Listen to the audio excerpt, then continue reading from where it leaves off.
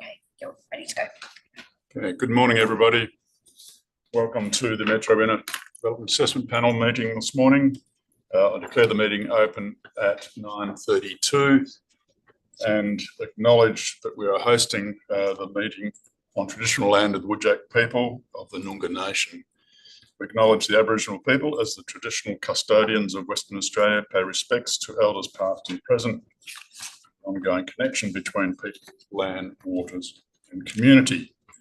The meeting will be run in accordance with the MIDAP Standing Orders 2024 under the Planning and Development Assessment Panels Regulations 2011. This meeting is being recorded and live streamed on the DAP website in accordance with Regulation 42A of Planning and Development Regulations. Members are reminded to announce their name and title prior to speaking. Our panel members may refer to technical devices from time to time throughout the meeting to assist them with the consideration of the information before them.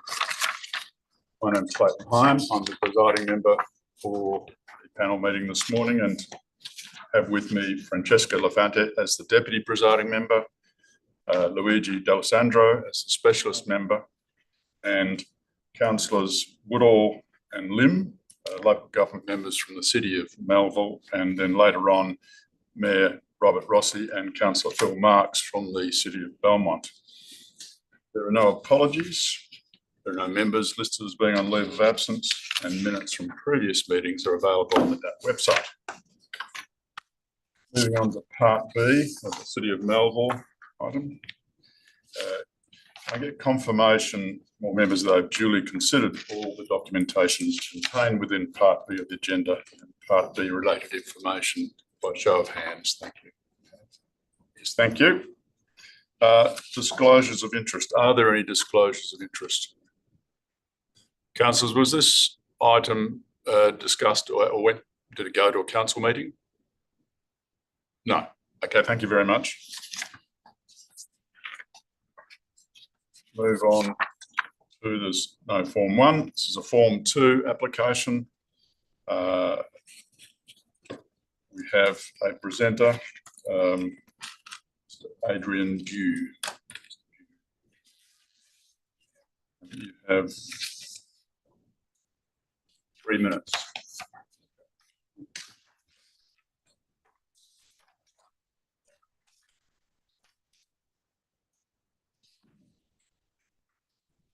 Morning, Adrian. Thanks for the opportunity this morning to speak on the Regulation 13 extension of time request for 27 multiple dwellings at 6 Wilcox Street, Ardros. First and foremost, we acknowledge that this application has been around for some time. However, following the original approval, as I'm sure everyone can appreciate, our client faced significant setbacks after significant investment into the marketing campaign. Specifically being a downturn in apartment uptake, sales falling over, COVID-19 impacts, labour shortages and unprecedented escalating construction costs. For these reasons, our client was unable to progress beyond the marketing campaign, which delayed the delivery. So here we are, we've lodged this application. We've got an improved development outcome that responds well to the updates to the planning framework since the original approval, with a product that our client is readily available. The amendments retain the essence of the original approval while achieving a significantly improved design outcome, better meeting the purpose of the updated framework, which is primarily aimed at improving livability, resident amenity, whilst also still delivering the vision of the Risley Activity Centre structure plan. The city's made us work very hard on this one and have undertaken a very comprehensive assessment to get to this point. The applicant's supportive of the recommended conditions of approval in the RAR. We respectfully request the panel support for the application. Thanks for your time. I'll wrap it up. Thanks, Adam. Okay, are there questions of the presenter? Yes. Yes, I have questions to the presenter, similar questions to the officers.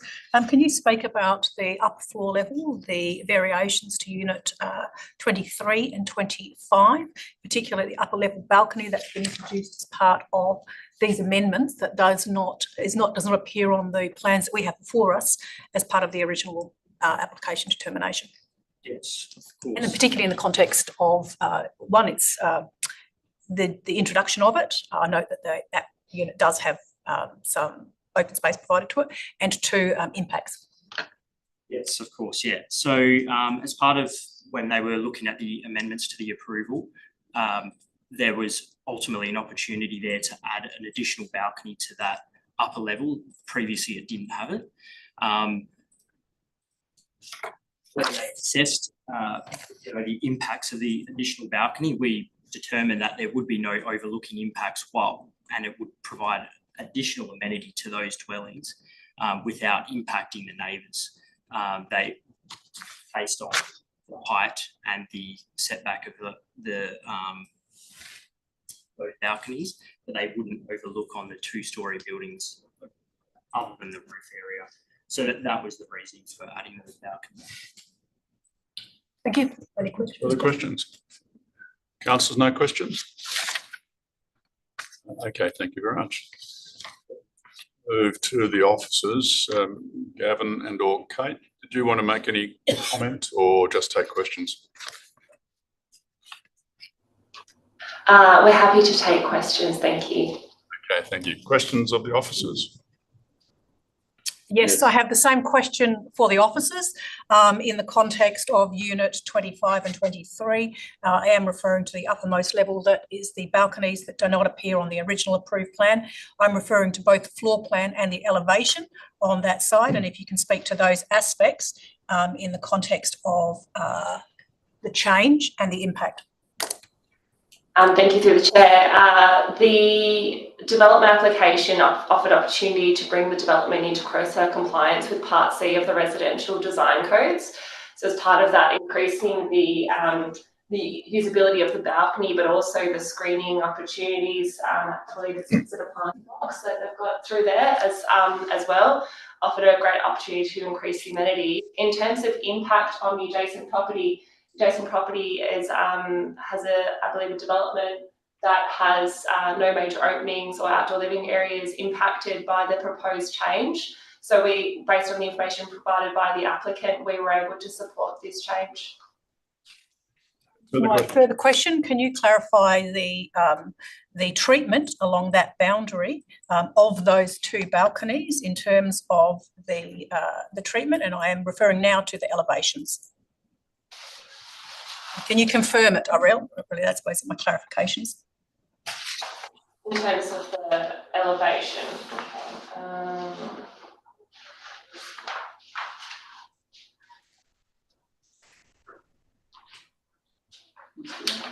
is this the northern elevation? Yes, north, it's on there. Okay. So in terms of there potentially being an inconsistency between the floor plan and the elevation? So the elevation, as I'm looking at it, appears to indicate open balcony. Is that correct? Open, there's no screening. Open style balcony, yeah. So we've had information about the applicants provided information regarding privacy and views. The plans that I've got before me show an open balcony. Yeah, thank you. It says a 0.65 horizontal screen in front of, but it does appear that that's not necessarily shown as such on the elevation. As such, I believe do we have a condition, Gavin, that would cover this? Yep. And furthermore, the landscape. Condition 13. Yeah, we believe that condition 13 sufficiently covers this. However, we're open to rework some wording to make sure that the elevation is appropriately updated to show the necessary screening. We also know that there's a planter which we believe will provide further screening opportunities in this location. Further questions? Any questions from the councillors? No. Okay, thank you very much. Thanks, Pat and Gavin. We'll move on to the item. Recommendation for approval with conditions, or some deleted conditions, some new conditions. Is there a mover for the item? Fran, thank you. Is there a seconder for that? Happy to second. Councillor Woodall, thank you. Fran. Thank you. So first of all, I'm comfortable that the proposal for the Form 2 application satisfies and meets the DAP regulations, particularly Regulation 17, and accordingly the matter can be determined. Due regard has been given to the RAR comments and the material provided. Thank you to both applicant and city officers in clarifying the questions that I specifically had, and in relation to the conditions, I'm satisfied that those conditions appropriately address the matters that I had raised. Overall, the proposal is acceptable development and consistent with the framework, and I'm supportive of the changes proposed and the associated conditions. Thank you, Fran. Councillor Whittle, Ms. Seconder.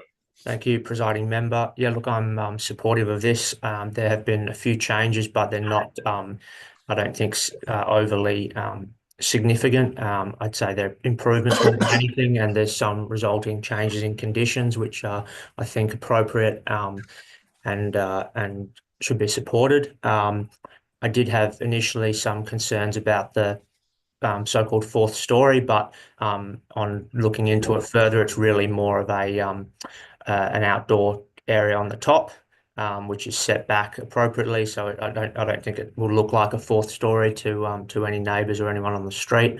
And overall, I think it improves the development. So on that basis, I'm quite supportive of these changes and this application. Thank you. Thank you, Councillor Whittle. Further speakers? Councillor Lim? No.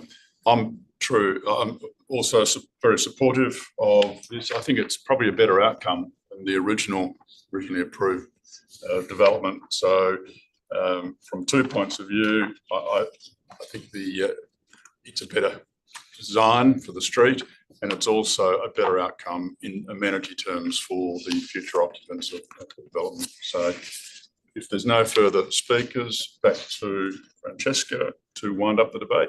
I have no further comments. No further comment. I'll put the motion. All in favour? That's carried unanimously. Thank you, councillors, for your attendance. We'll move to part C.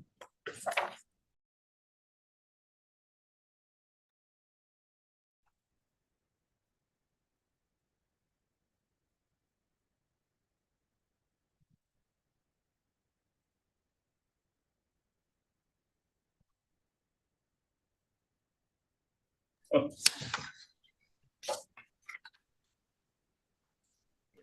You're unmuted. Unmuted. Okay. All right. We'll move on. Thank you.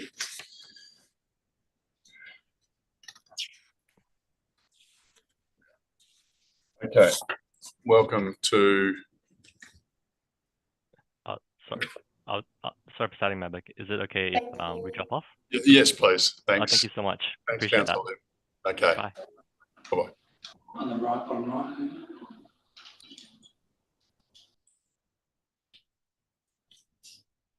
Mayor Rossi. Hello. Good to see Luigi again. Oh, there you go. Things are all right.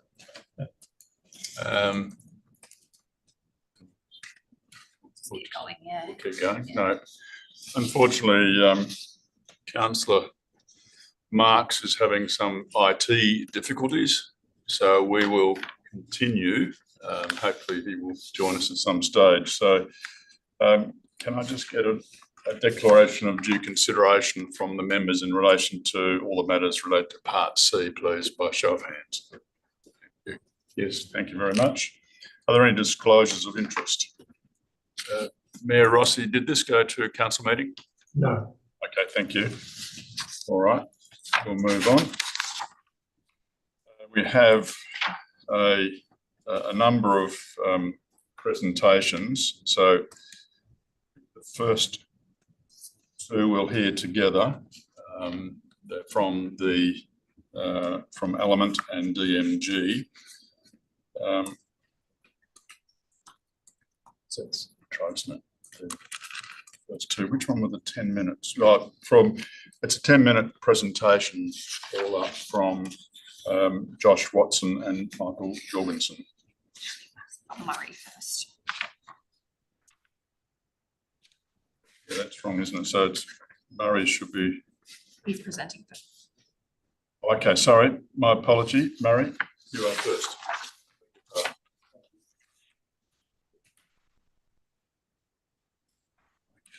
requirements of written submission. Yeah, They're presenting and they've got. yeah.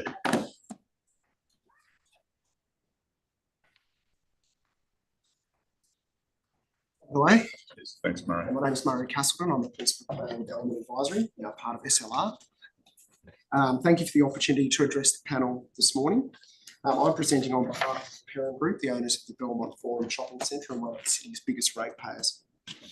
We request that the panel refuse the application on the basis that it is inconsistent with the requirements of the city's local planning framework and will undermine and disrupt the city's established activity centre hierarchy.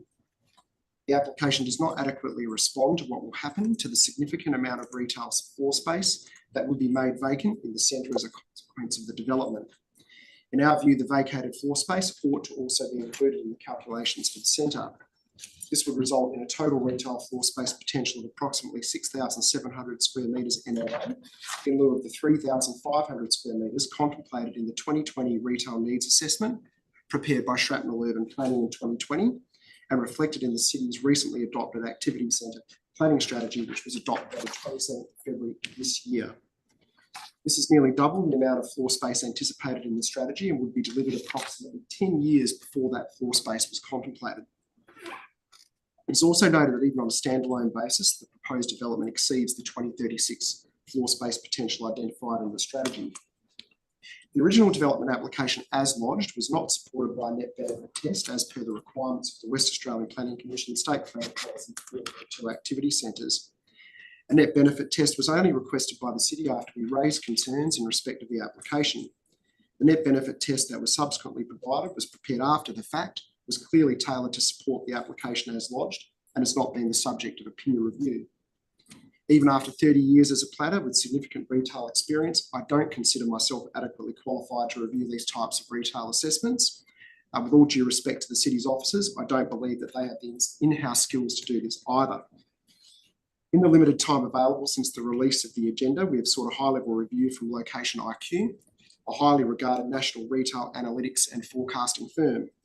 A full copy of the review has been provided to the panel, and I hope you've had the opportunity to read and absorb the information provided. Location IQ have indicated that the net benefit test methodology is simplistic with several assumptions inadequately justified. This raises concerns about whether the need for floor space has been sufficiently demonstrated and whether potential impacts have been understated.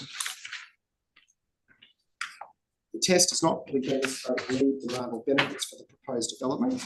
There's a lack of clarity around the future of the incumbent site and the broader implications for the surrounding retail network, which introduces additional uncertainty.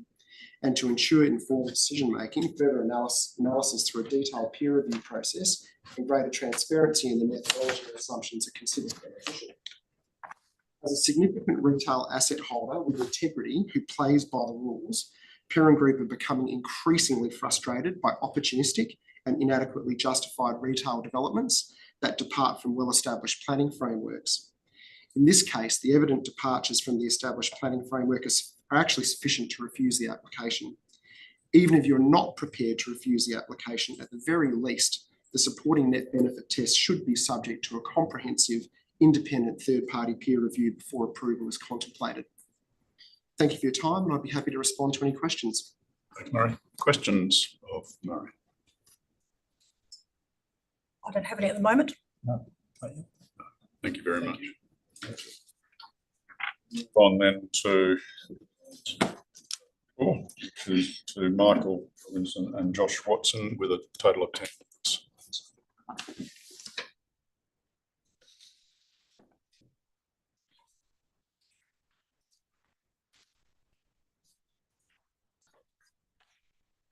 Thanks. Thank you, panel. I'll just start with Michael, who will just give a couple-minute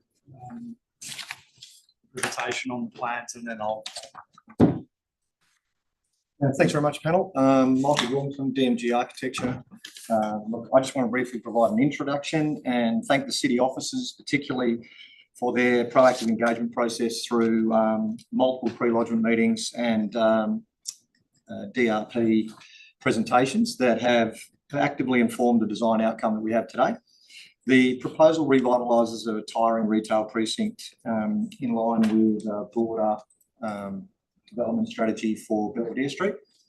And the aesthetic that we have before you draws on the built form residential pitched roof typologies and fairly modern and progressive material palette that respectful to the local area, and draws on steel, metal cladding, and finer grain detailed brickwork at the low level street interface that responds. So the built form pitched roof 2-storey development along Belvedere responds to council feedback that wanted nil setback interface with Belvedere and a 2-storey outcome.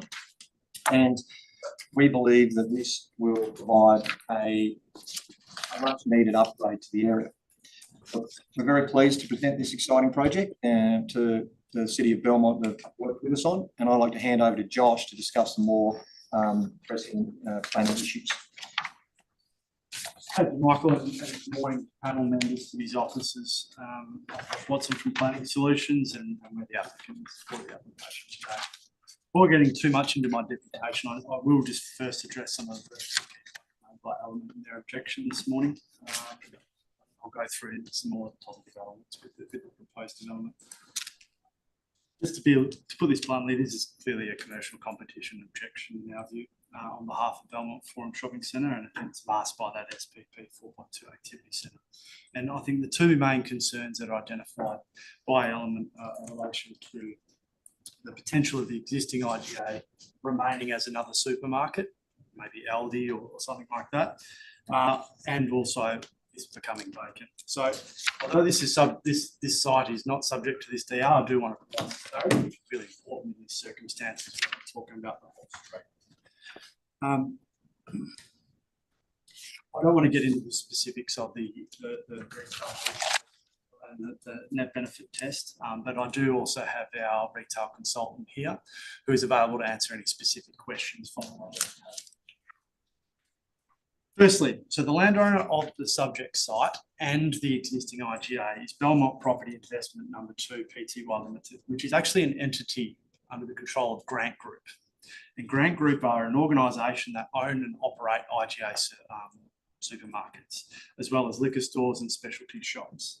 So they own and operate 9 IGAs across WA. They purchased the current IGA and the vacant land off the existing operator that operated the IGA almost 5 years ago. And it's always been in the intent of that existing landowner and then Grant Group to then redevelop the subject site and close down the existing IGA. With that in mind, IGA will not be allowing another supermarket into this precinct. It's basically commercial suicide as they own and operate the IGA.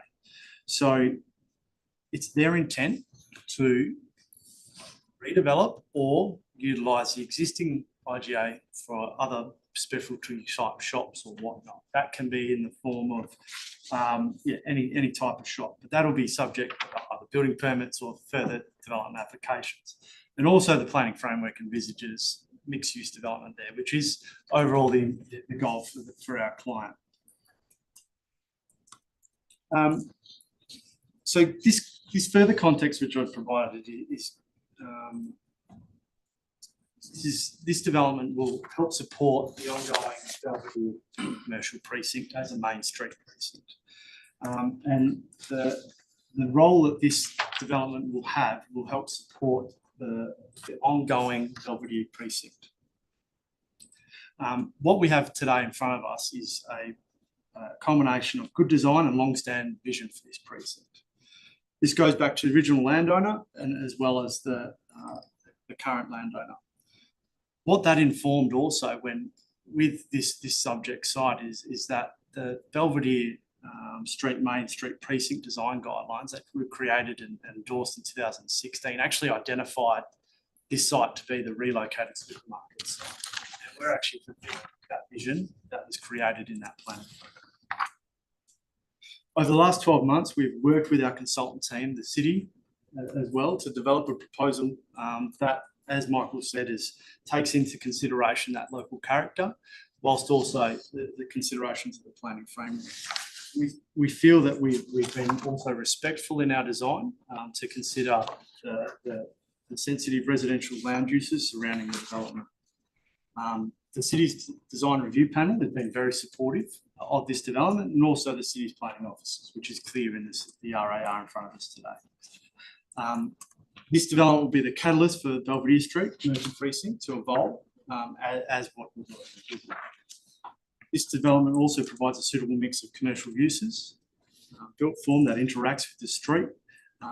The architectural design, as we've said, also takes into consideration that local area and will be a centrepiece for that southern gateway for the precinct. From a further planning context, this development is largely consistent with the planning framework for precinct-specific zoning that applies to this site and others along Melville Street, as well as those design guidelines which I mentioned.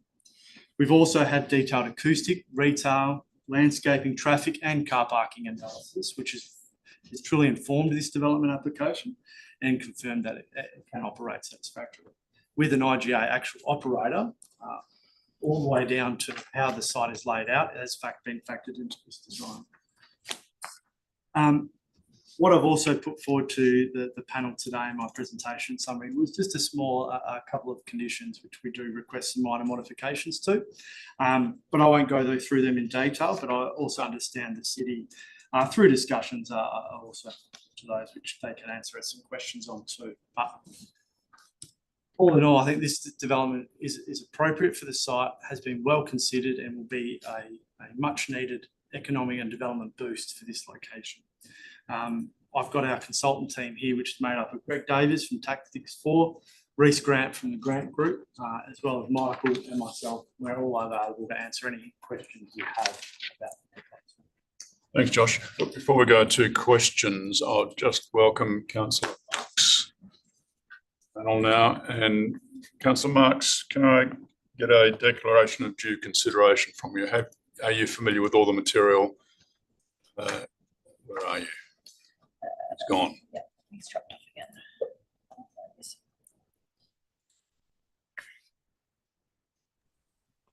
Right. Councillor Marks, can I have a declaration of due consideration? Are you familiar with the material before you? Yes. And do you have any disclosures of interest? None. Thank you very much. We'll go to questions of the presenters now. Questions of the presenters? Yes, I have a question. My question is going to be pretty similar to the officers. It's about land use. Can you please provide some comments in relation to lot, it's number 9, Keymore, which is zoned residential R2040. The plans in front of us show that there is an access leg, a loading dock, access into the complex, parking for staff and bin store. Could you please provide some commentary about land use?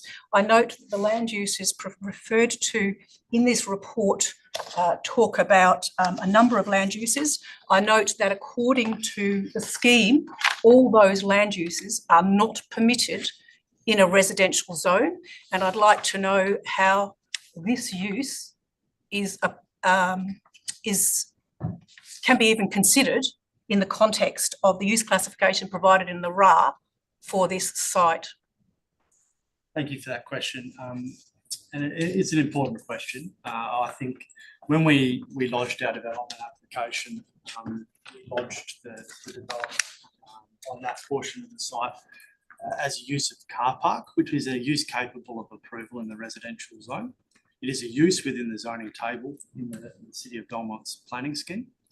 And the car park definition, which I can hopefully pull up for you.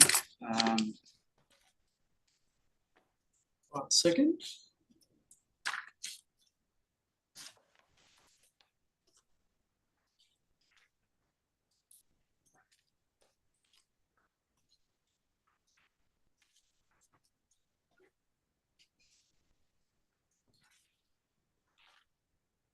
Don't have it actually, the full specifics of it in front of me, but it allow for the movement of parking of vehicles, which is basically our staff car parking in that location, and it allows for the movement of parking of vehicles, and that's why a loading dock is the movement of parking of vehicles.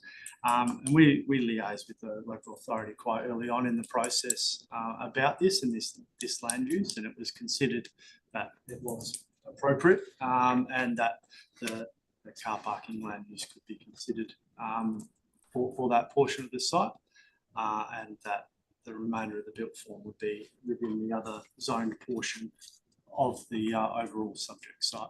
So are you saying that the site can stand alone without the activities on lot 9? Because it looks to me on the plans that we have before us that they are integral with and substantial in the functioning of those uses that are on the remainder of the site that are not permitted on this.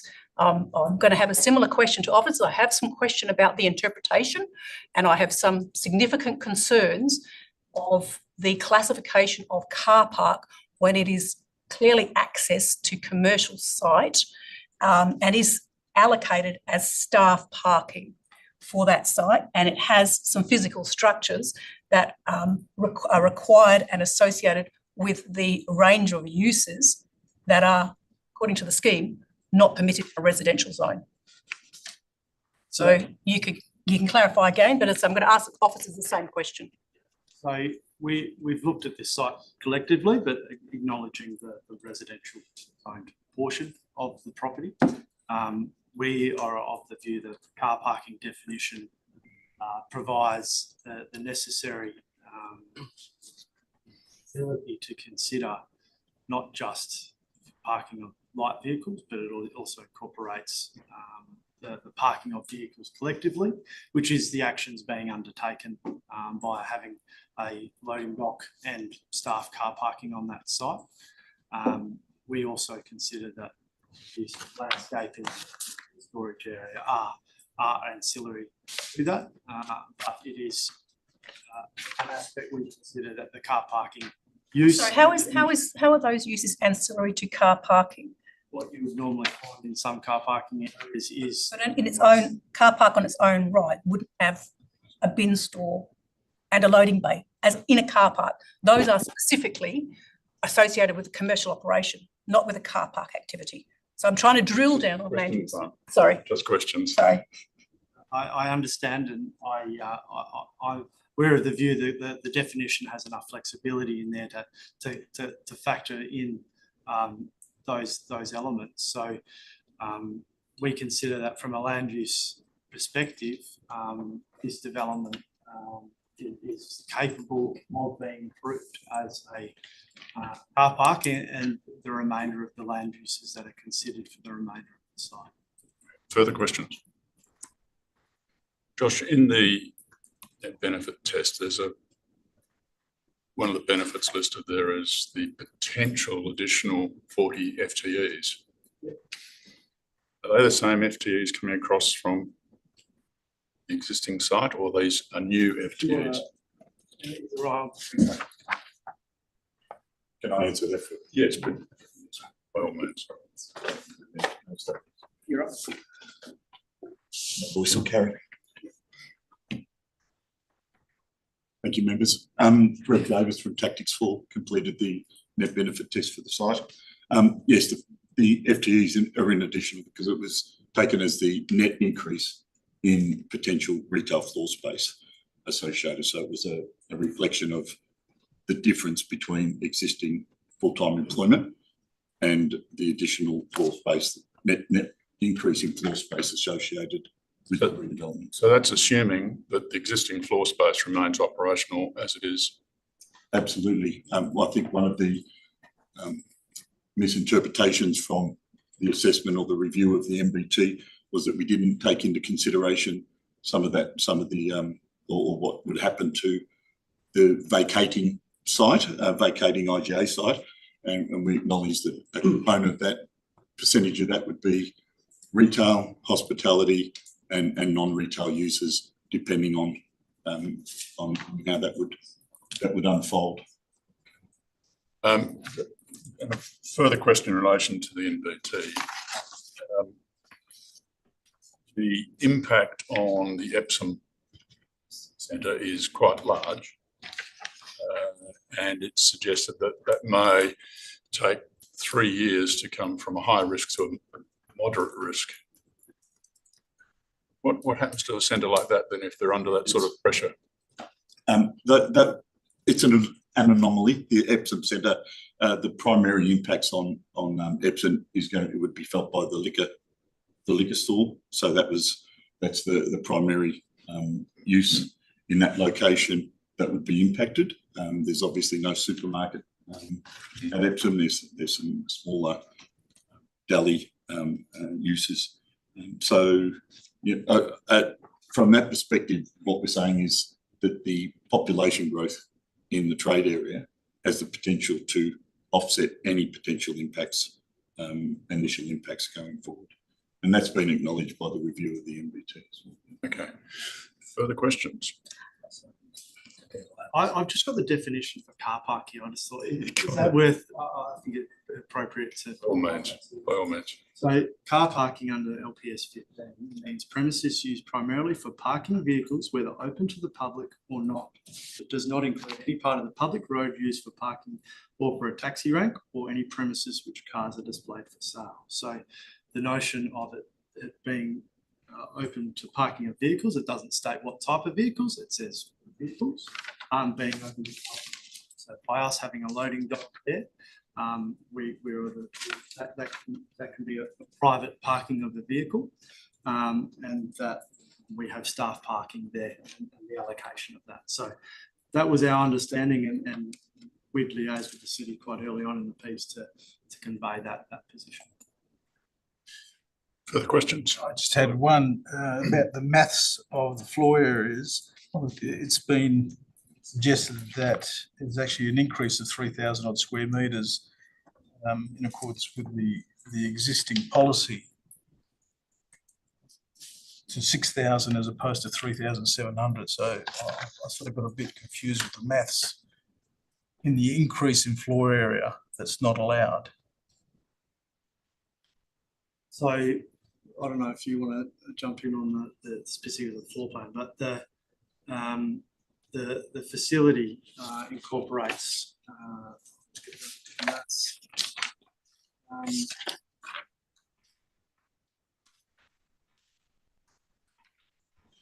we have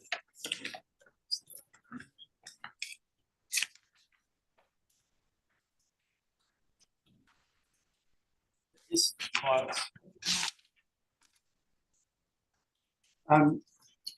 ultimately, we have an existing IGA supermarket and pharmacy and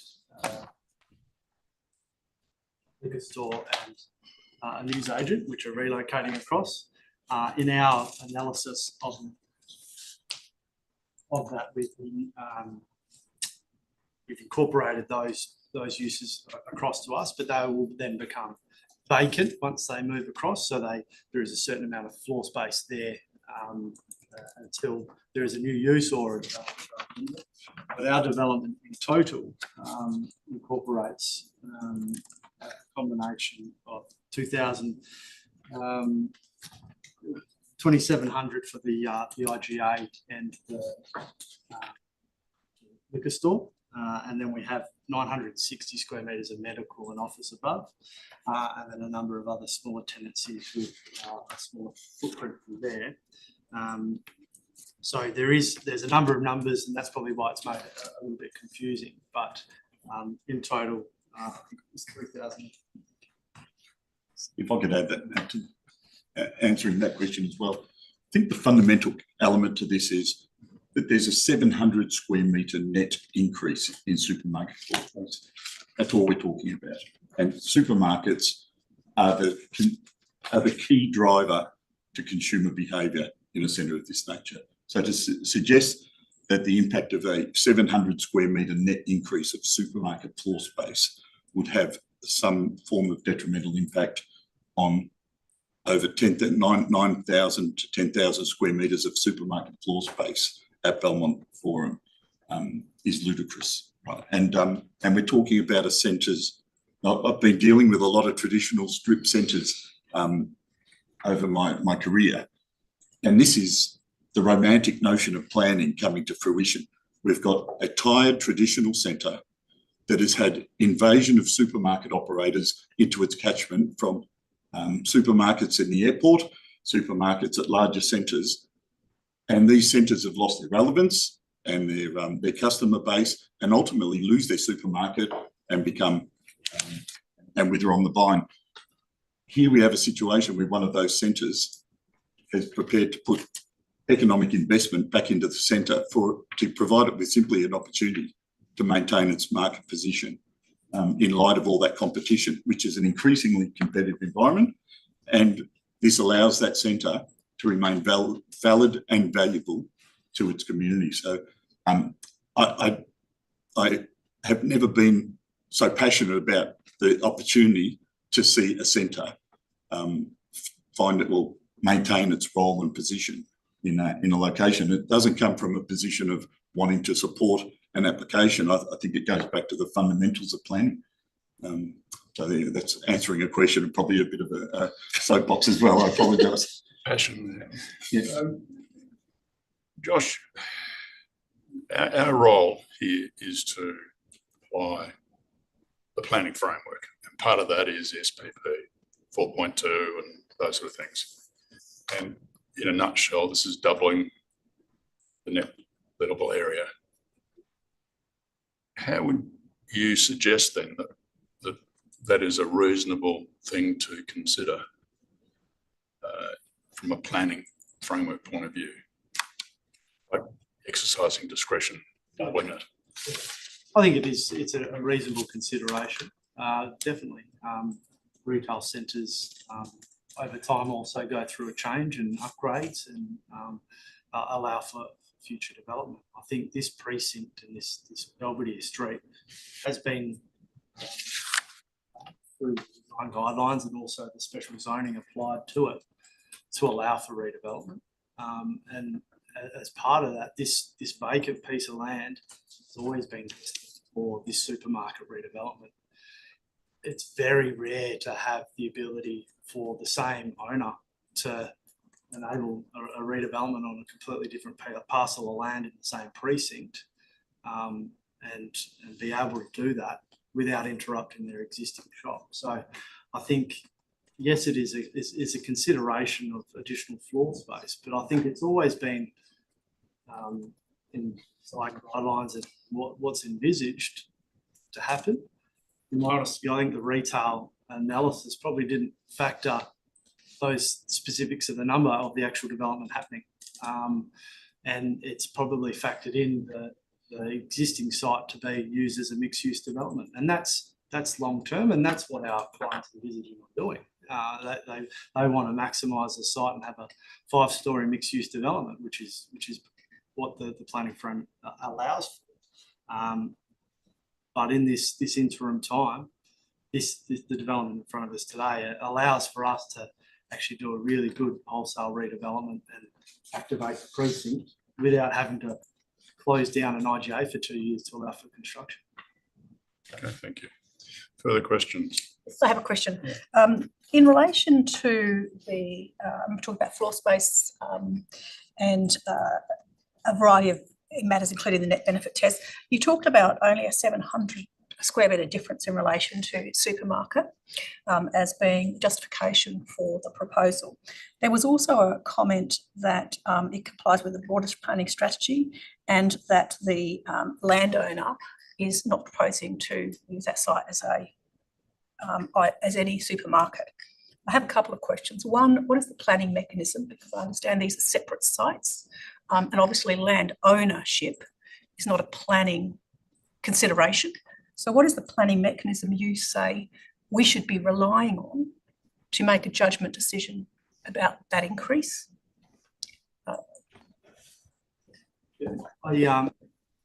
From a planning mechanism perspective, and I'm also, when we think about planning decision making, planning also won't control everything.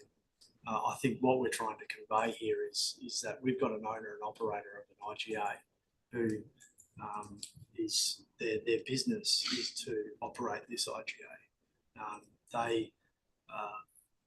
They're not going to allow a competitor in to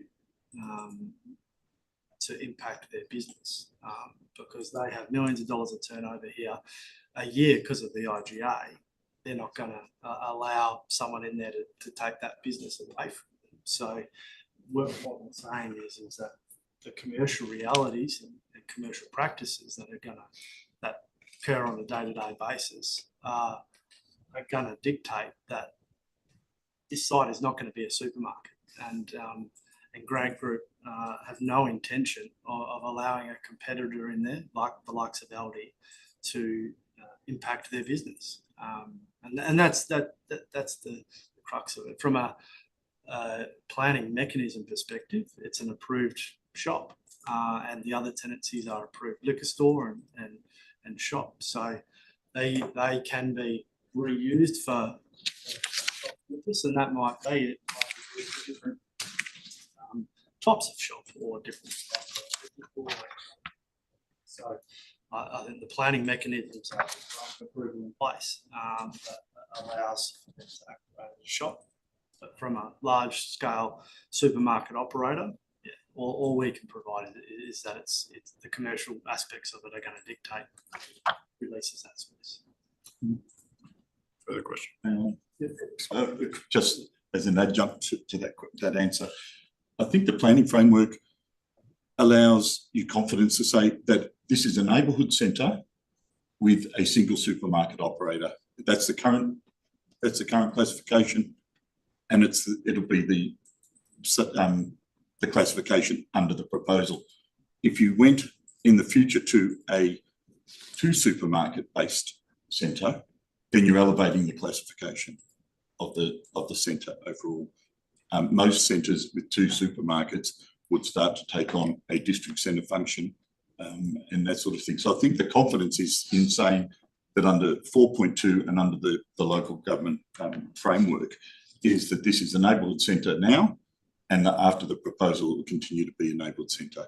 That if you start to introduce second supermarkets, that would elevate or start to introduce classification or change, which would provide the catalyst for questioning that framework or the changes to that framework. Okay. Questions? Not at this juncture. I have some to officers. Councillors, any questions?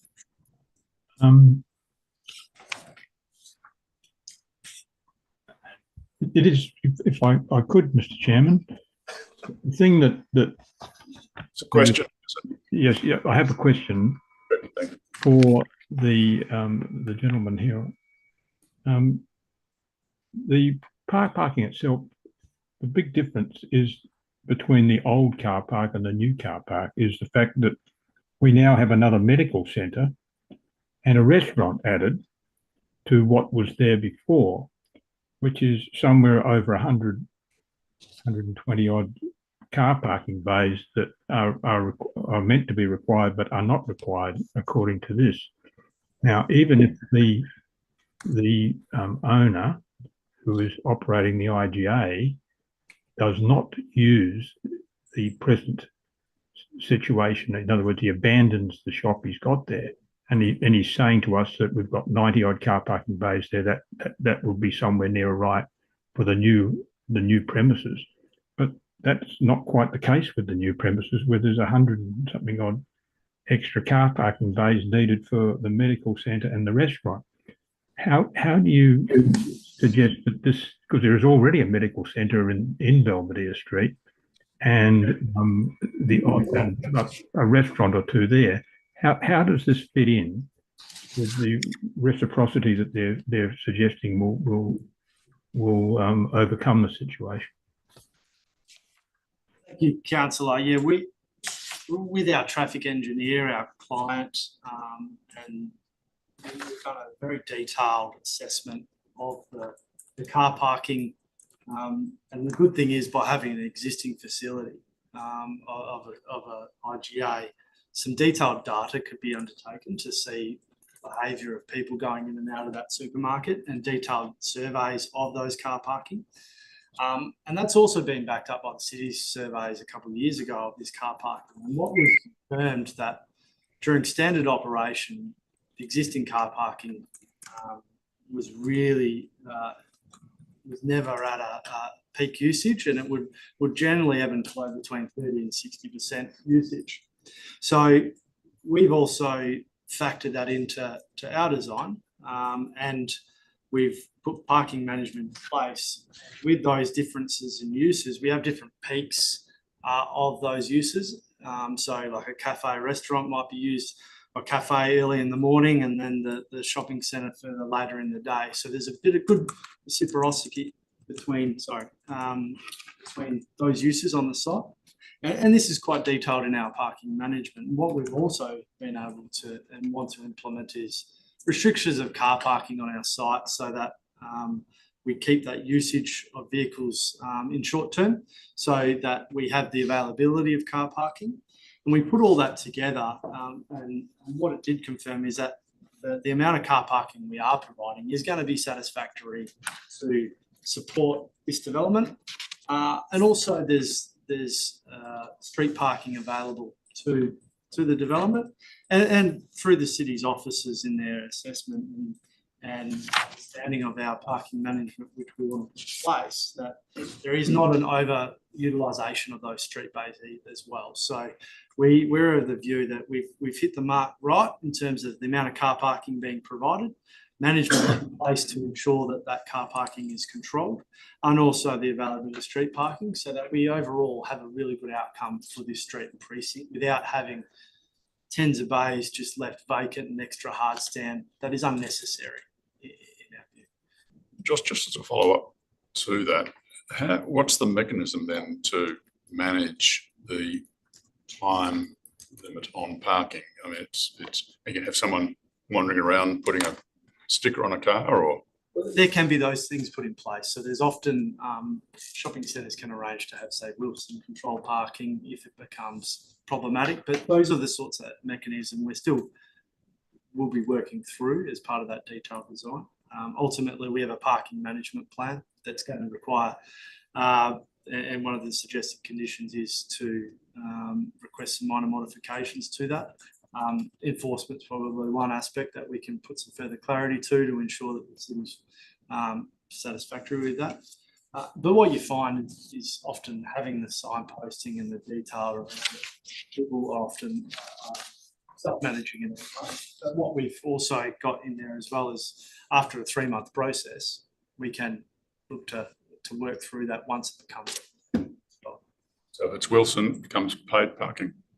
Not necessarily. You can have different aspects to them, and controlling mechanisms that they have a car that drives around and does an automatic number plate recognition and those sorts of things. It doesn't have to be paid parking. And we're of the view that IGA supermarkets, people don't go there and do hours and hours worth of shopping. It's purely in and out within half an hour to an hour or less.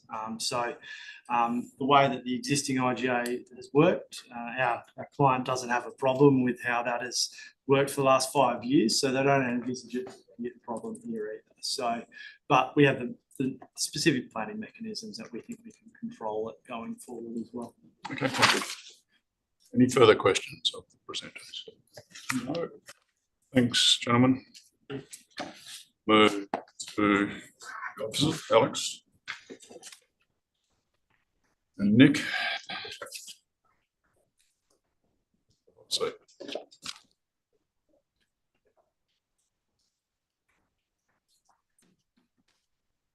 did you have anything you want to comment on first, or just take questions? It's okay. I think probably comment on it. Okay, all right. Yeah. Through the chair, thank you for the opportunity to present today. Also take this opportunity to raise a few things that was mentioned in the presentation before, the R13 requests, and also touch on the changes to the conditions the applicant put forward. So first, for the R13 request, so first point was calculation of net lettable area. So yeah, in the city's report outlined the current proposed net lettable area. It was calculated using the existing floor space of the precinct, which was identified in the 2020 retail needs assessment. That's been unchanged in combination with the proposed floor space within this proposal. And it was a total of 6,675, which we landed on. So that was what we formed our whole assessment on. Regarding the methodology, so the city was satisfied that the methodology of the net benefit test aligned with the requirements of the State Planning Policy 4.2. It addressed the key considerations outlined in clause 5.3 of that policy. The methodology was consistent with appendix 6.2 of the implementing guidance document of that state planning policy as well. Reference to data sources and the scope of it, we believe it was consistent, and that's why we landed on our recommendation in regards to the state planning policy. I might just go through the conditions. So the city reviewed the changes to those 4 conditions, and we had no objections to those minor modifications. And then just touching briefly on some of the matters raised in the deputations today. So again, the city was satisfied with the methodology that net benefit test went through. In consideration of the Belvedere Activity Centre's classification, so it's currently a neighbourhood centre, we feel that with the addition of this application, it remains as a neighbourhood centre. Regarding the comments on the existing supermarket being retained or what's going to be happening with that in the future. So again, when we did our assessment, we added the 2 floor areas and did our assessment based on that. And we were again satisfied that the centre remained as a neighbourhood centre and met those policy requirements. In regards to the classification, so it doesn't specify square meterage and floor space. It talks about things like land uses and I guess built form, typical urban form, and again we feel that the application hits those.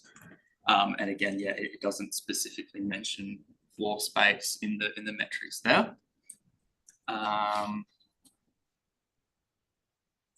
I think overall, again, yeah, the city has done a thorough assessment of the application. We consider it is capable of support, subject to those conditions, and happy for myself and Alex to answer any questions. Thank you, Nick. Questions? Yes, do you want to provide some comments in relation to land use classification, particularly in relation to lot 9?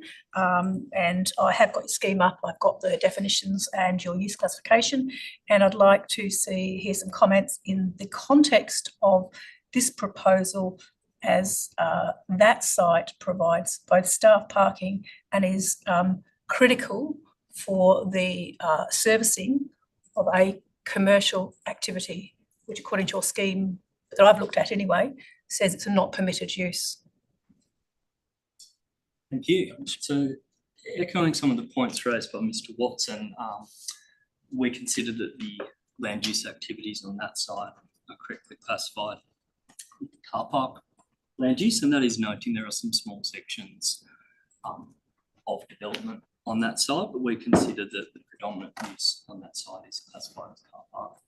And it is worth noting the panel has previously, or the previous version of this panel, has accepted that notion previously on similar developments. 6 Armadale Road is one example of that as well. Okay, thanks, Alex. Further questions? Yes, Mayor Ozzie. Thank you. Just looking at the map, could you talk to the loading dock? I'm just concerned, do you believe there'll be any impact? There is an acoustic wall there, but is that high enough? So officers reviewed the acoustic assessment that was provided, and also you will note, and we're satisfied there, but you also note there is a condition which provides additional certainty on that for requiring the certification of certain measures of that and review. Let me just find which number it is. I think it's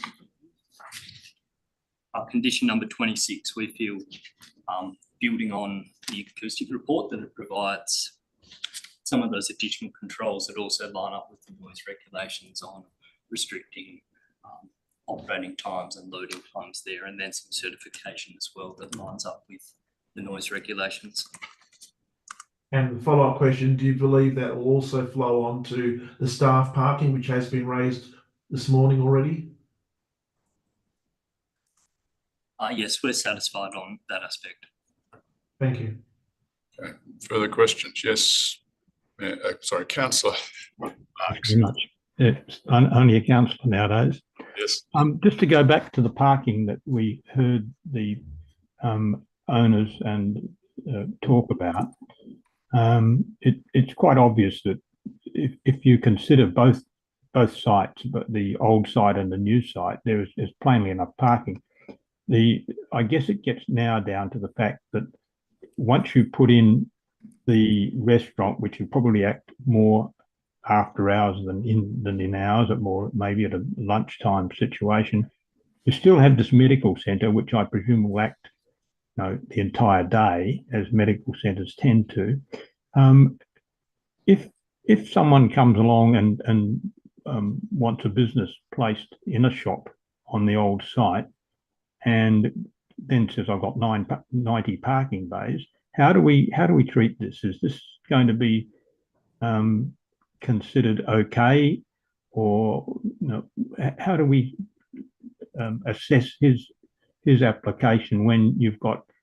And I'm certain what will happen is that someone will use the new site, and there'll be people parking on the old site as well, which will be all right while the old site's not being used. But once someone starts to use it or want to use it, what do we do there? I think I'm happy to answer this one. So for this application, we assess the parking purely based on what's been proposed on this site. So the existing site there, that parking wasn't included in our assessment. So we were satisfied, and I think Ms. Watson sort of spoke through some of the reasons why there was sufficient justification for the proposed parking. And also just touching on a couple of things, the site is adjacent to a high frequency bus stop. It is located within a walkable area of residential people who will be coming to the site. So yeah, ultimately, when we assessed the parking, we were satisfied that the site stood up on its own merits. Just as a follow-up question, do you allow, given that it's reciprocal parking, do you allow like individual land use, like a medical centre, to mark out its own number of bays for exclusive use? I think that's something, sorry, through the chair, would be elaborated a little bit more with their parking management plan. And I believe that was one of the points in our condition, to provide a little bit more information how the bays would be allocated, as well as the time restrictions and how enforcement works. So we'll be getting that information through the. Other questions? No. Thank you, gentlemen. Okay. We'll move on to the item. Motion for approval with conditions. I'm seeking a mover for the published recommendation. Is there a mover for that?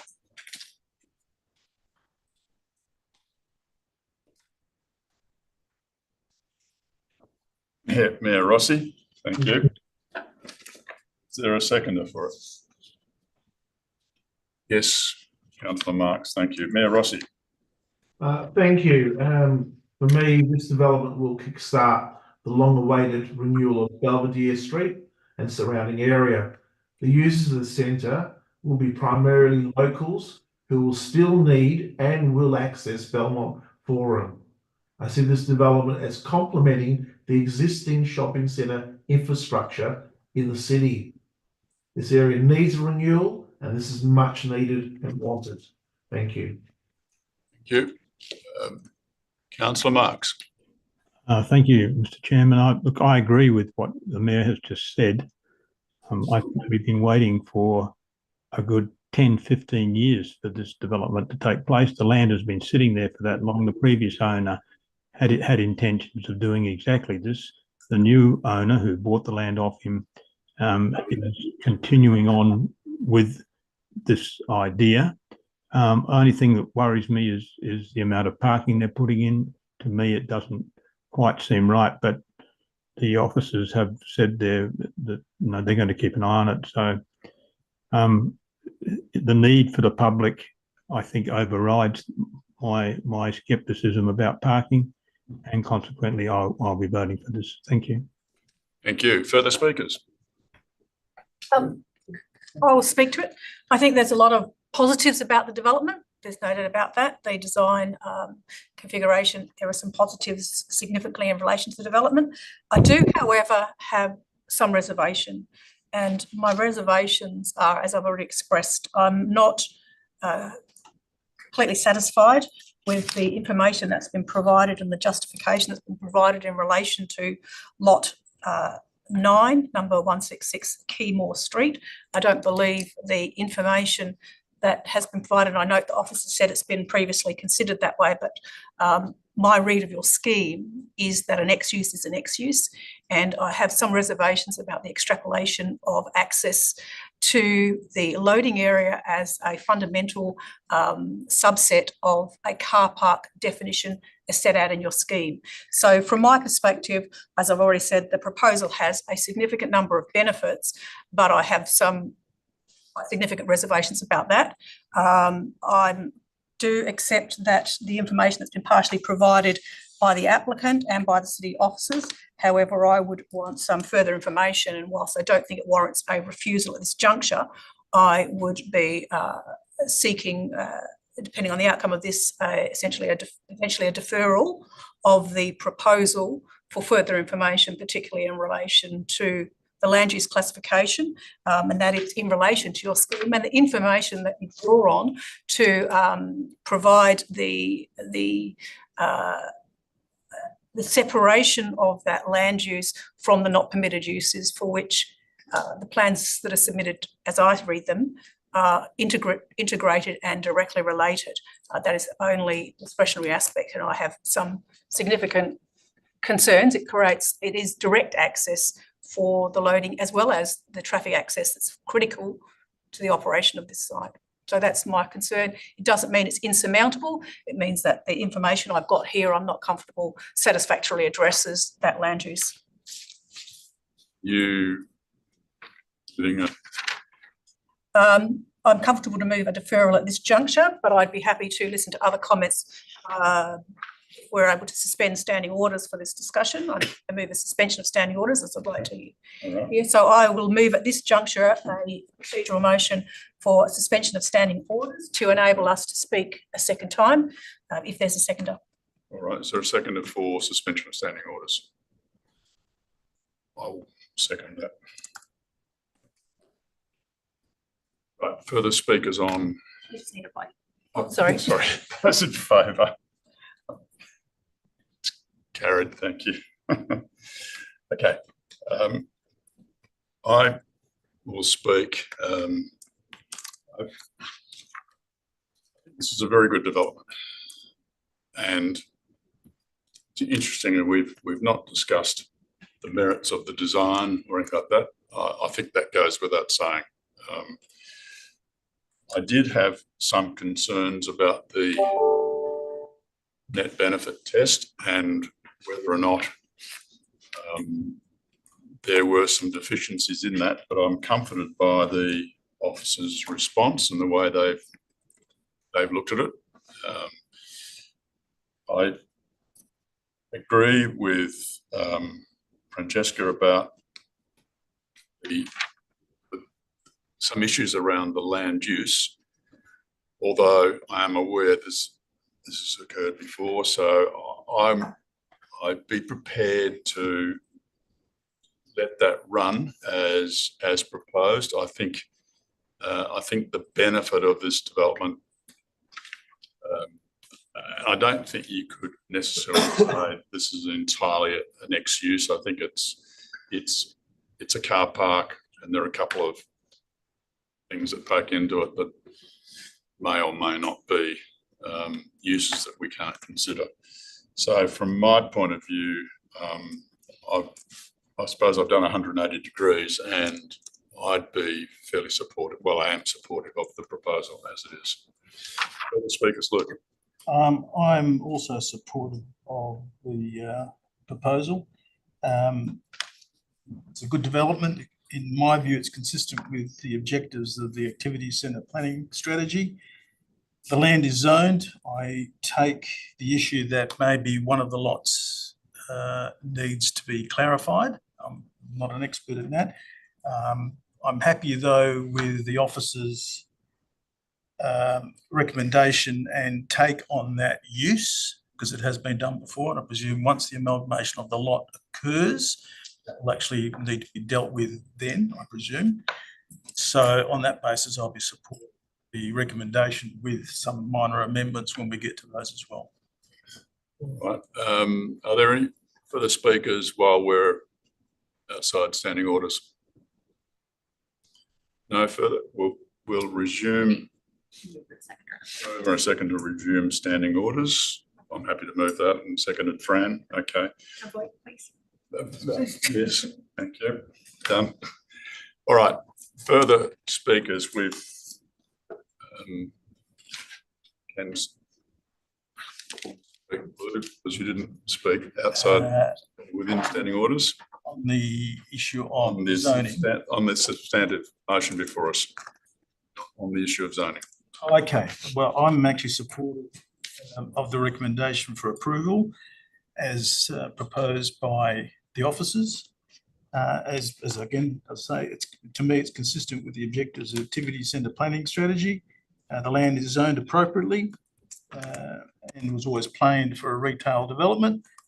And in my view, it's a good outcome for the area and in line with the council's strategy going forward for the actual streetscape and redevelopment of this area. So I'll be supporting it. Okay, thank you.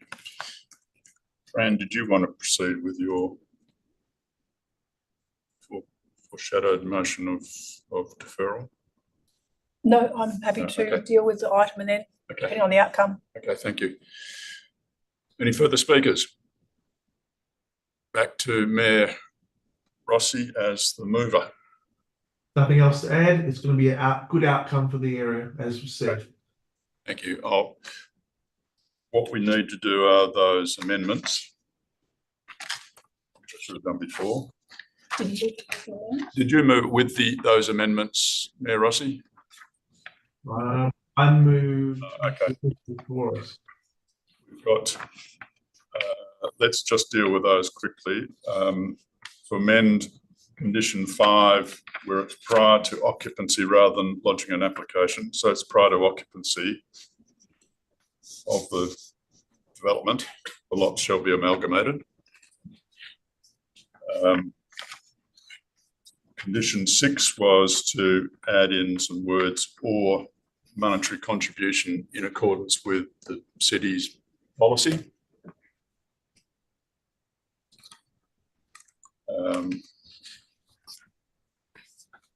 Condition 9.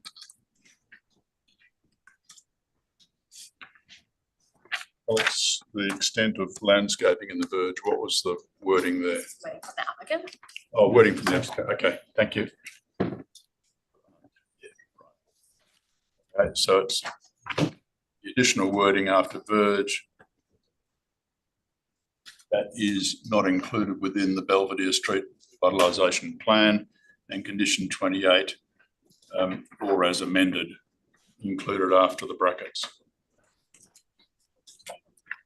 Yeah, so we move on a second for those. I'm happy to move those. Seconded. Vote all in favour. Those amendments carried. Now we can close debate on that, Mayor Rossi. Yeah, nothing further to add. Okay, I'll now put the motion as amended. All in favour? Against? Carried 4-1. Thank you. We'll go to the end of the meeting. Form 2, here's no SAT reconsiderations. There are SAT applications. The meeting is closed at 10:46. Thank you for your attendance. Thank you. Thank you. Enjoy Christmas. Bye-bye. Move it out of this.